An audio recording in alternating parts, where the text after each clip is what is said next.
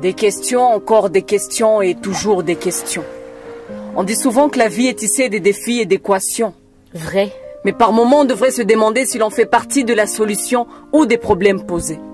À vrai dire, j'aurais aimé avoir des réponses toutes simples aux questionnements qui résonnent dans les têtes des milliers d'enfants innocents de mon pays. Ces milliers d'enfants qui se retrouvent piégés dans les méandres de la politique. Mais ces réponses, je ne les ai pas. Je ne les ai pas pour la simple et bonne raison que l'unique réponse raisonnable et responsable, c'est de ramener ces enfants dans leur salle de classe.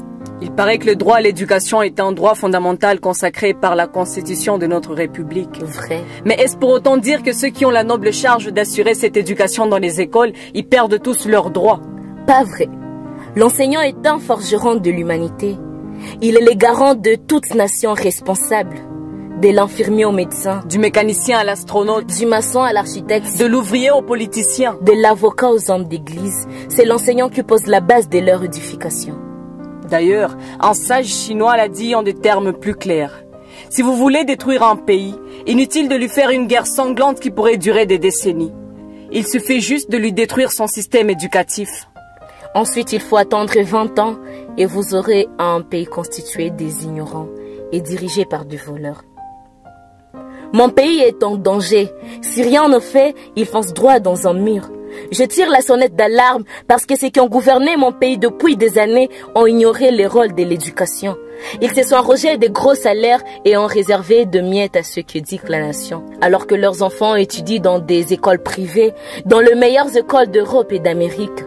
Les enfants de pauvres citoyens conjuguent avec la grève et la médiocrité qui règnent en maître dans notre République.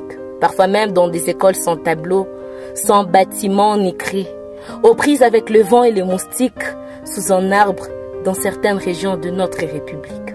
S'agissant de la grève, réaffirmons que ce n'est pas un crime, mais bien un droit. Mieux encore, c'est un cri de détresse d'un travailleur qui réclame à son employeur l'amélioration de ses conditions salariales et de travail. Dans les cas d'espèce, cet employeur, c'est l'État. On ne se moque pas de celui qui souffre, on n'intimide pas celui qui exerce ses droits. Notre pays se meurt au vu et au su de chacun d'entre nous dans une indifférence coupable. Sommes-nous tous victimes ou complices? Dans tous les cas, notre monde s'effondre. Mais comme Martin Luther King, moi aussi j'en rêve. Je rêve qu'un jour mes concitoyens se dressent comme un seul homme et disent non à la destruction de notre système éducatif. Je rêve qu'un jour l'enseignant reprenne sa place, celle d'un guide, celle d'un phare qui éclaire. Cette voix, elle n'est pas dissonante, elle est rassurante. C'est la voix de la raison.